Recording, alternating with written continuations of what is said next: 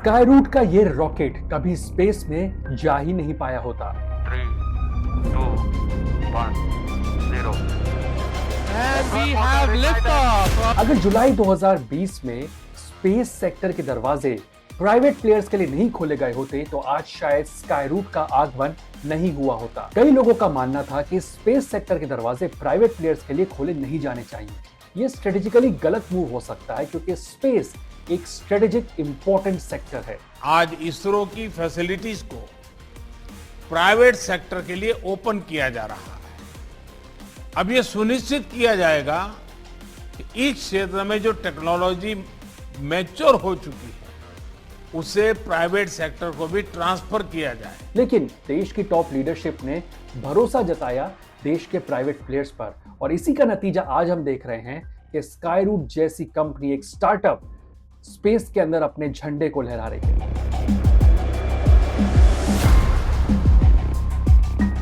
– 2020 से पहले रॉकेट्स और स्पेस का मतलब इंडिया में हुआ करता था केवल इसरो।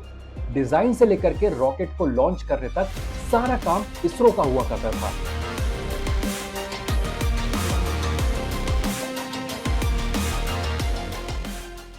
– 2018 में स्काईरूट स्टार्ट किया था।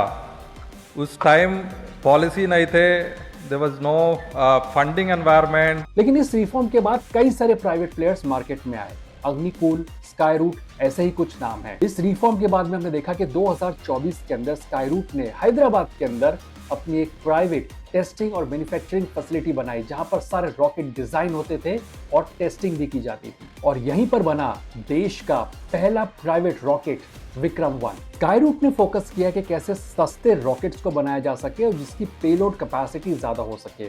स्काईरूट ने काफी अच्छा इनोवेशन किया इस रॉकेट लॉन्चिंग के संदर्भ में। स्काईरूट की अच्छी खासियत ये रही कि इन्होंने स्टील का इस्तेमाल नहीं किया, इन्होंने कार्बन कंपोजिट का इस्तेमाल किया जिससे कि इसका वजन काफी हल्का हो गया। और दूसरा, इन्होंने लिक्विड रॉकेट इंजन के लिए पूरी तरह से 3D प्रिंटिंग का इस्तेमाल किया।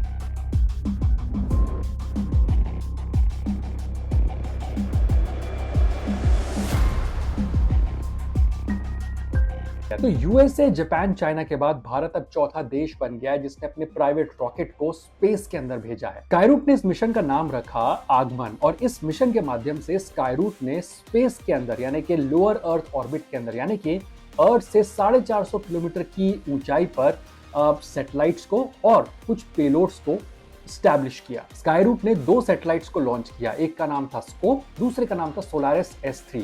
इन दोनों का ही काम है कि अर्थ से कम्युनिकेशन को कैसे बेटर किया जा सके। और इसके साथ ही जर्मनी के D-Cube नाम के पेलोड को भी इसी रॉकेट ने स्पेस के अंदर स्टैब्लिश किया। इस स्पेस मिशन की एक और खासियत थी, अगर पेलोड की बात की जाए तो विक्रम-1 अपने साथ में एक 18 कैरेट गोल्ड का मिनिएचर भी लेकर के गया जिसके अंदर C V Raman, doctor APJ Abdul Kalam और डॉक्टर विक्रम साराभाई इनके माइक्रोस्कोपिक मिनिएचर बने हुए थे। साथ ही साथ प्रधानमंत्री मोदी ने जो वंदे मातरम नाम का एक लेटर लिखा था उसको भी स्पेस के अंदर यही रॉकेट विक्रम-1 लेकर के गया। इस लॉन्च के बाद में भारत ने दुनिया भर को बता दिया है कि अगर कॉस्ट इफेक्टिव सैटेलाइट लॉन्च करना है या फिर पेलोड को स्पेस के अंदर भेजना है तो शायद भारत एक बहुत सस्ता और लुक्रेटिव मार्केट है।